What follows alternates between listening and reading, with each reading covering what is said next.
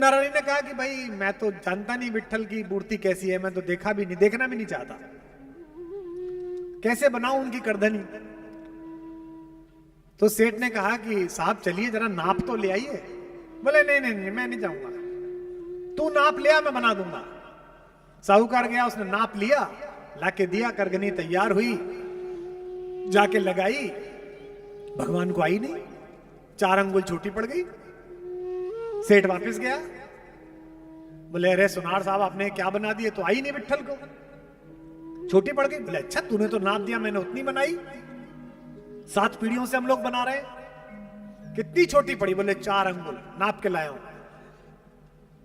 4 अंगुल बढ़ा दी, अब के नाप के गए, अब के 7 अंगुल बड़ी बन गई।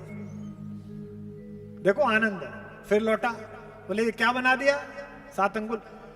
7-8 बार ऐसा ही हुआ साहब, बने, छोटी पड़ जाए बड़ी बन जाए। हाथ जोड़ के साहूकार बोला साहब मेरा बेटा 1 साल को होने का आ लिया, मनोकामना पूरी नहीं हो रही, आप ही चल के नाप लो। बोला नहीं नहीं। अरे बोले साहब आपने नाश कर दिया सारा मेरे सोने का।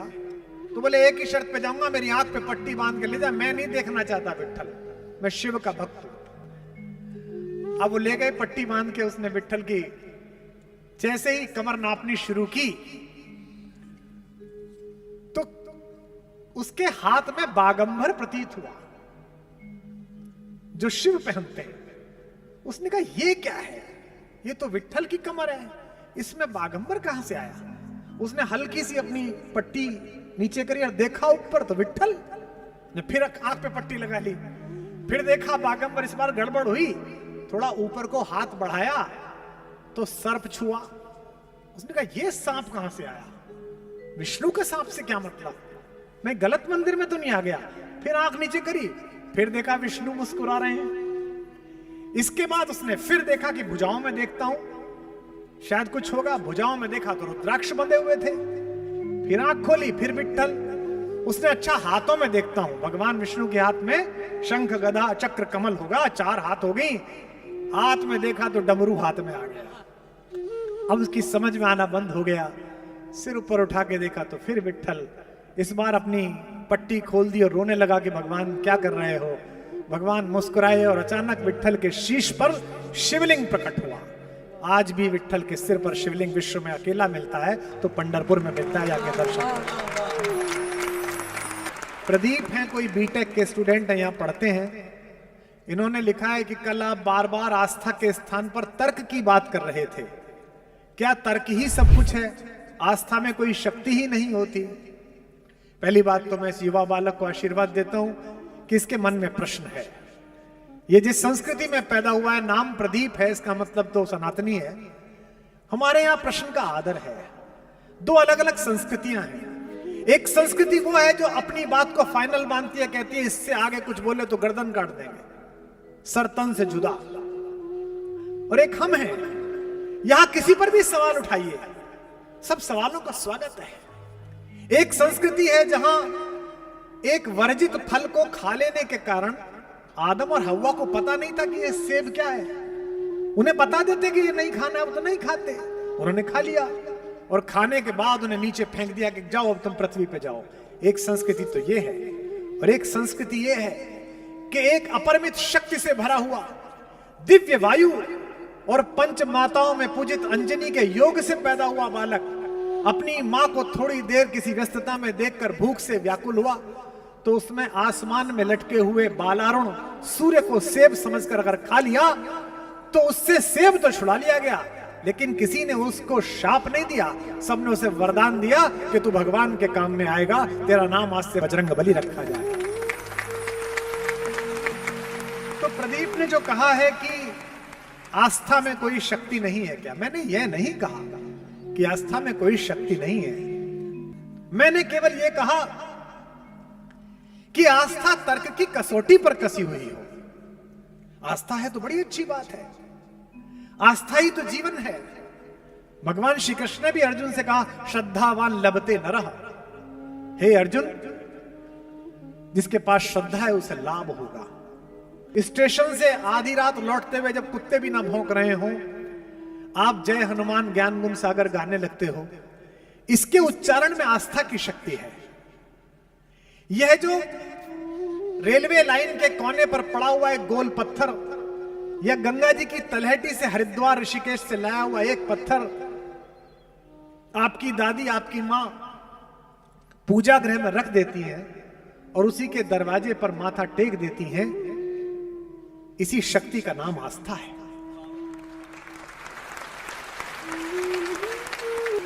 श्रद्धा तो सबसे ज्यादा है, लेकिन श्रद्धा अगर तर्क से कसकर आएगी तो फिर आप मानने लगोगे। अच्छा है कि आप बिना तर्क की श्रद्धा करो, तो सबसे अच्छा है, मान ही लो। लेकिन कुछ लोग ऐसे हैं जिन्हें तर्क भी चाहिए। कई बार आस्था तर्क को छोड़ देती है तो नुकसान देती है। पंढरपुर में एक निस्संतान साहूकार रहता था। एक बनिया था, एक व्यापारी था, लेकिन बच्चा नहीं हुआ। उसने विट्ठल क्या मनौती मांगी। मनौती मांगते ना, और मुझे बड़ा आश्चर्य लगता है।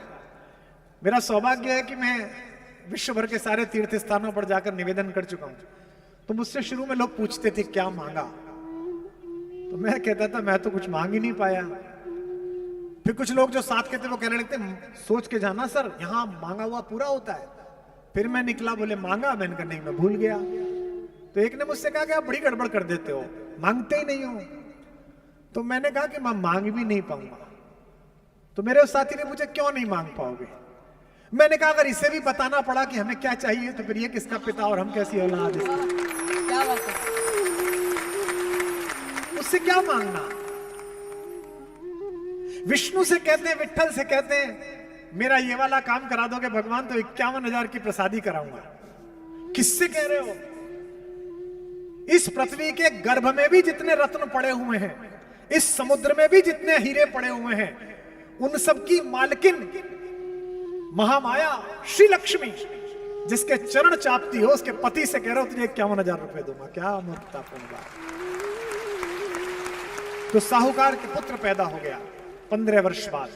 साहूकार ने मान्यता मानी थी कि विट्ठल अगर मेरे घर में आंगन में किलकारी गूंजी तो मैं तुझे सोने की करधनी पहनाऊंगा। करधनी जानते ना, वो तगड़ी जो बनती है।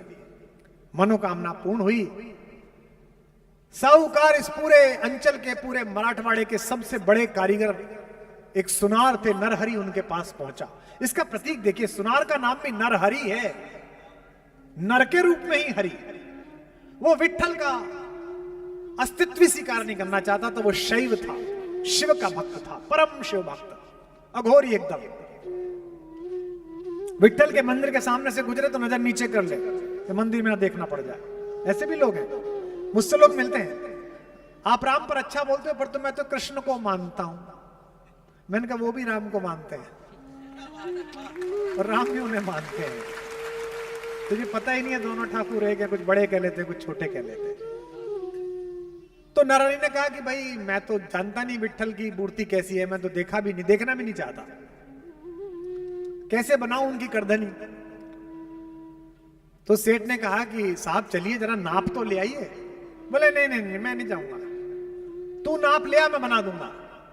साहूकार गया, उसने नाप लिया, लाके दिया, करगनी तैयार हुई, जाके लगाई, भगवान को आई नहीं, 4 अंगुल छोटी पड़ गई।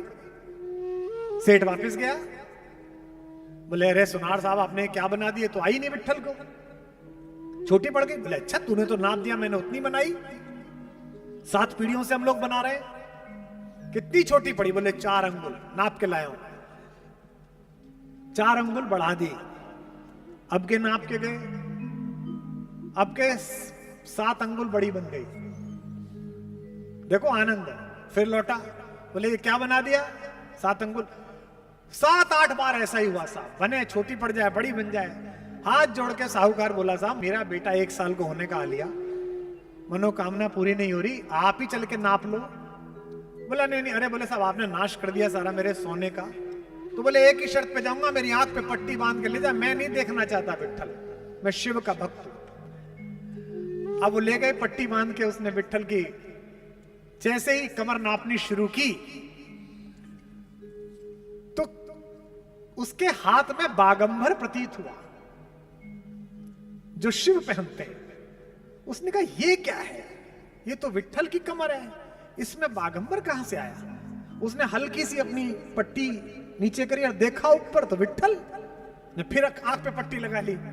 फिर देखा बागंबर, इस बार गड़बड़ हुई, थोड़ा ऊपर को हाथ बढ़ाया तो सर्प छुआ। उसने कहा ये सांप कहां से आया, विष्णु के सांप से क्या मतलब, मैं गलत मंदिर में तो नहीं आ गया। फिर आंख नीचे करी, फिर देखा विष्णु मुस्कुरा रहे हैं। इसके बाद उसने फिर देखा कि भुजाओं में देखता हूं शायद कुछ होगा, भुजाओं में देखा तो रुद्राक्ष बंधे हुए थे। फिर आंख खोली, फिर विट्ठल।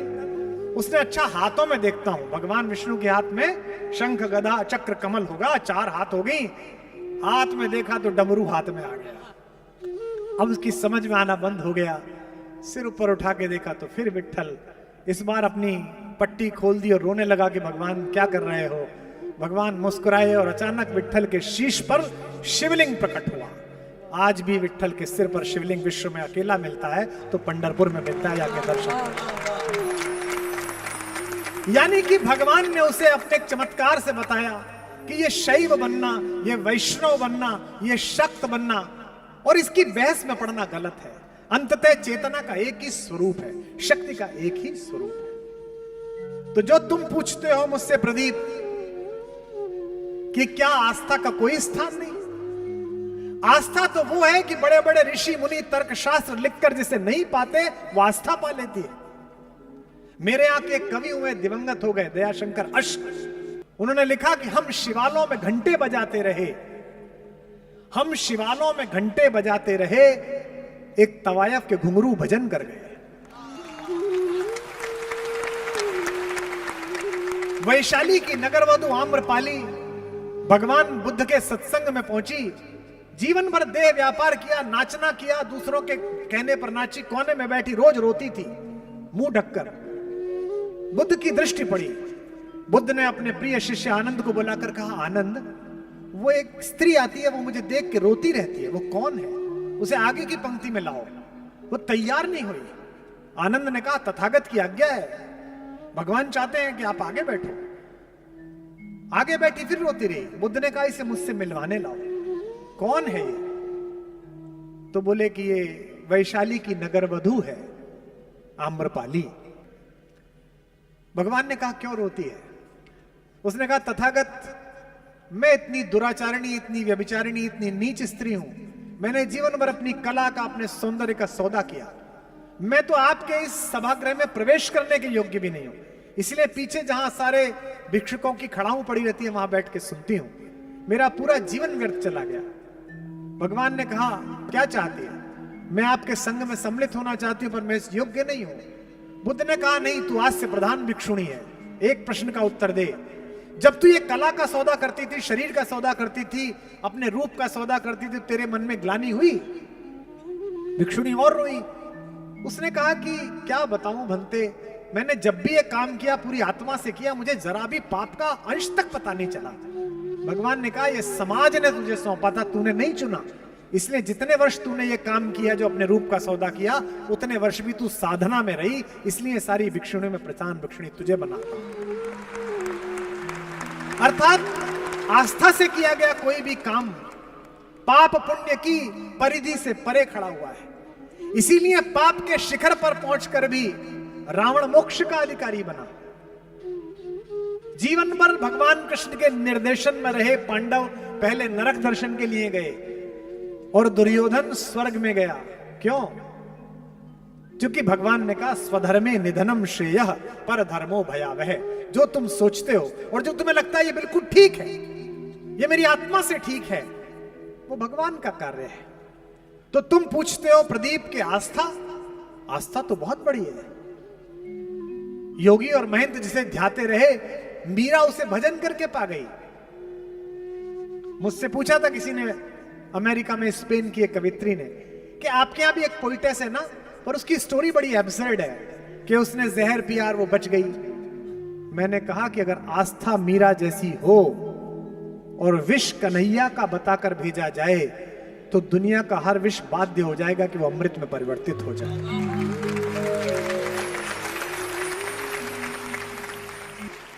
एक मेरे बड़े प्रसिद्ध आदरणीय बड़े भाई हैं, भारत के सबसे बड़े हृदय रोग विशेषज्ञ हैं। जो भी करोड़पति बीमार हो जाता है वो सोचता है कि उनका अपॉइंटमेंट मिल जाए। एक बार मैं उनके घर भोजन पर गया, बातचीत होती रही। घर में जगह जगह गणपति, श्रीहरि, अलग अलग चित्र विग्रह लगे हुए थे। चलने लगे तो जहां से जीना मुड़ता था वहां भी कुछ देवी देवता विराजमान थे। बात करते करते हर जगह खाना खाने गए तो मुझे शरारत सूझी। मैंने कहा भाई साहब आप इतने बड़े डॉक्टर हो, अमेरिका में इलाज करते थे, दिल को रॉबर्ट से खोलना आपने सिखाया, ये इतना ज्यादा भगवान क्यों, ये क्या कर लेंगे? उनका जो उत्तर है वो महत्वपूर्ण है। उन्होंने कहा इसीलिए ज्यादा बड़ा आस्तिक हूं क्योंकि वैज्ञानिक हूं। मैंने कहा क्यों? बोले कुमार, मैंने अपने जीवन में ऐसे हजारों मरीज देखे हैं जिनके साथ में इसलिए अंदर गया कि मैं तो यूं ही जा रहा हूं, कोई भी कर देगा, सब कुछ नॉर्मल है, इसमें तो कुछ है ही नहीं, थोड़ी सी एक आर्टलरी ब्लॉक है, अभी खोली, अभी स्टंट डाला और सब कुछ तैयार था, पता था बड़ा आदमी है। और सारी वैज्ञानिक चेतना और सारे अच्छे इक्विपमेंट के बाद भी न जाने कौन था जो मेरे सामने से उठाकर ले गया और मैं रोक नहीं पाया। और ऐसे हजारों मरीज हैं जिनको मैं अंदर ये सोच कर गया कि अब तो बाहर इन्हें मरा हुआ ही लाना है क्योंकि इन्हें कोई नहीं बचा सकता, मैं भी नहीं बचा सकता। और वो आज 10-10 साल बाद भी अपने जन्मदिन पर मुझे फोन करते हैं, कहते हैं डॉक्टर साहब आपकी वजह से जिंदा हूं। और मैं उनसे क्या बताऊं कि तुम मेरी वजह से नहीं, किसी और की वजह से जिंदा हो। ईश्वर को न मानना अपराध नहीं है, ईश्वर को अपनी मान्यताओं में कैद करना अपराध है। बनारस में एक युवा पंडित था, वो घाट पे रहता था, तरमाल खाता था, आप जैसे यजमान पहुंच जाए, कोई कुछ खिलाए कोई कुछ खिलाए, दंड पेलता, गंगा जी में नहाता, ना सुबह को पूजा करे, ना शाम को संध्या वंदन करे, ना गंगा आरती में सम्मिलित हो, लेकिन सुदर्शन था, भजन गाता था, मजे में रहता था। तो जैसा कि लोग चिंतित हो जाते हैं, वहां के कई पंडित चिंतित हो गए कि ये कौन है, तो लोगों ने कहा इसे घाट से निकालो। क्या अपराध है भैया? बोले ये तो पूजा अर्चना ही नहीं करता, संध्या उपासना नहीं करता। पंडितों ने उसे बुलाया सभा में कि भाई क्यों नहीं करते? बोला जी सूतक लग रहा है, सूतक। सूतक जानते हो? नए बच्चे नहीं जानते होंगे। घर में कोई मृत्यु हो जाए तो पंडित जी कहते हैं सूतक लग गया, 15 दिन तक पूजा नहीं होगी, हवन नहीं होगा। घर में नया बच्चा पैदा हो जाए, कहते हैं सूतक लग गया। इसका मतलब क्या है? लोग व्यस्त होंगे इसलिए।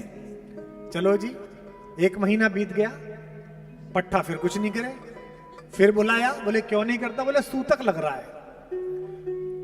उसको 7-8 बार बुलाया, हर बार कह जी करूंगा करूंगा, सूतक लग रहा है।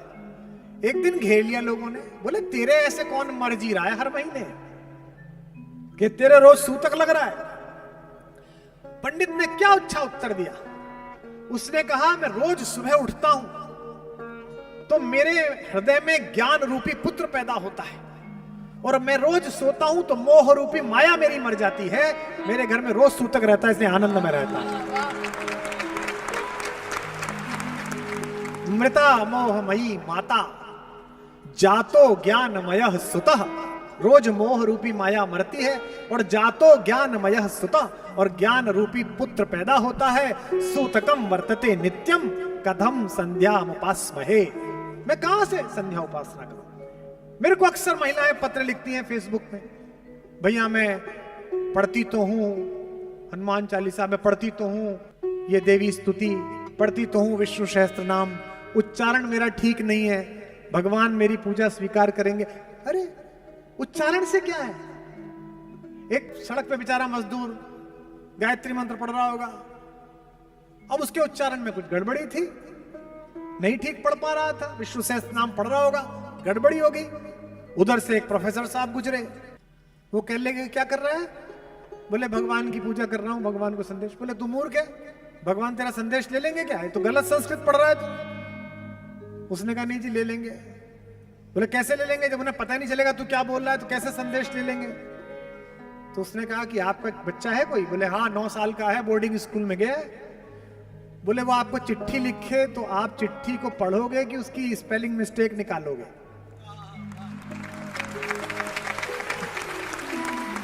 बोला पढ़ूंगा। तो बोले जब आप अपने लड़के की सुन सकते हो तो भगवान मेरी भी सुन रहा, मैं भी उसी का लड़का हूं।